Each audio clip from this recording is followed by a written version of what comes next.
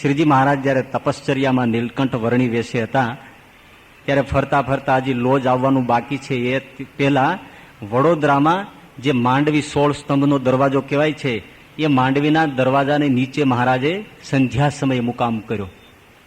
ગામના લોકો જે નીકળે વર્ણીને જુએ ને આમ દંગ થઈ જાય કે હા હા શું તેજ છે. નહીતર શુક્લકડી શરીર વાળા હોય ને રૂડા ન લાગે, પણ આવા યોગીઓ તપસ્વીઓ ઉલટાના રૂડા લાગે. તેજ નીખરે તો આમ લુબ્ધ થઈ જાય કે કોણ છે. ઘણા લોકો દર્શને આવે, પગે લાગી લાગીને જાય. એનો કલબલાટ અને કોલાહલ સાંભળી થોડેક દૂર એ જ જગ્યાએ થોડે દૂર એક વણિક રહેતો હતો. એનું નામ અમીચંદ શેઠ હતું. એની હાટડી હતી અને સાથે જોડે જોડે ઘર હતું. અમીચંદને થયો કે આ કોલાહલ શેનો છે. સંધ્યા વળી ગઈ હતી, હવે અજવાળા એટલે ફાનસ દીવાબત્તીની જરૂર પડે એવું હતું. એટલે અમીચંદે હાથમાં ફાનસ લઈ અને જોવા આવ્યો કે કોણ છે, બહુ દેવી મુમુક્ષુ જીવ હશે. તો જોયું તો હવે તો એકલા વર્ણી બેઠા હતા, બીજા લોકો અંધારું થતા હટી ગયેલા. જોયું તો તેજસ્વી વર્ણીને જોયા. અમીચંદે ભાવથી પગે લાગ્યો. અરે મહારાજ, મારા ધન્ય ભાગ્ય છે કે હું ઘર છોડીને આપને પાસે આવ્યો. આ તો ઘોઘવાટા કરતું તીર્થ મારે આંગણે આવ્યું છે. સાંજ પડી છે, ભૂખ્યા હશો. જો બીજા કોઈ માણસે ભોજનનું પૂછ્યું નહીં, આ મુમુક્ષુ છે. મહારાજને પૂછ્યું, મહારાજ કંઈક જમો ને.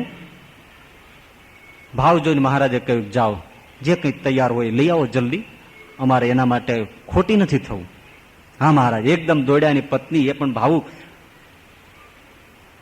તૈયાર છે કઈ? તો હા, ખીચડી કરી છે. એક ખીચડી છે, લાવો ખીચડી. થાળીમાં ખીચડી, એક વાટકીમાં કટોરીમાં ઘી લીધું અને તરત બે જણા આવી અને મહારાજની આગળ થાળી મૂકી.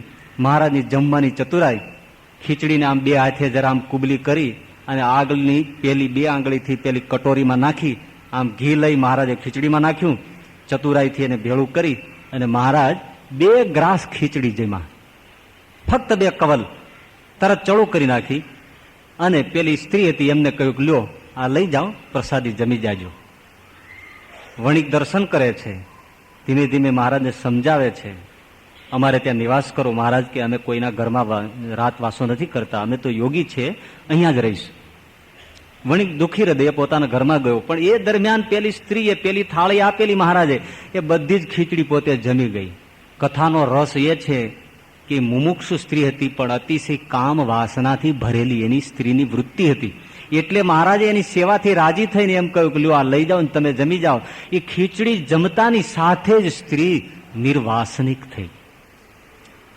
તે જ ક્ષણે પોતાના પતિને કહ્યું કે પતિદેવ, આપણે જેમ કહીએ છીએ કે આ યોગી મોટા છે, એમ ખાલી મોટા છે એમ નહીં, અતિશય મોટા છે.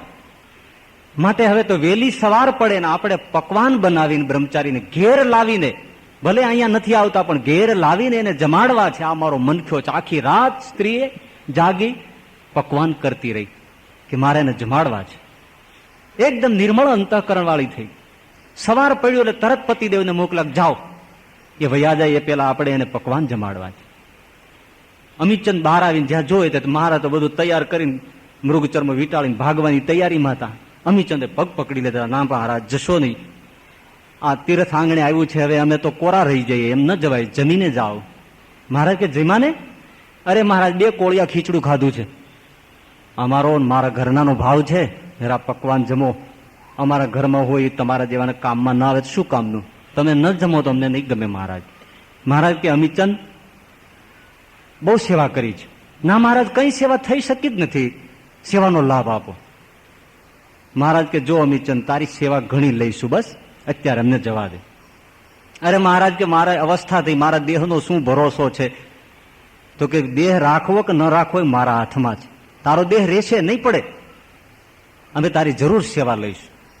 પણ મહારાજ એવી શું હું સેવા ત્યારે કરી શકીશ? પથારીએ પડી ગયો હોઉં તો હું તમારી શું સેવા કરો? ત્યારે સેવા કરવા જેવો છું તો મારી સેવા સ્વીકારો. મહારાજ કે તારી મહત્વની સેવા લઈશ. અરે એવી મહારાજ કઈ મહત્વની? કે જો તારા ઘરમાં જ લક્ષ્મીનારાયણની મૂર્તિ દટાયેલી પડી છે.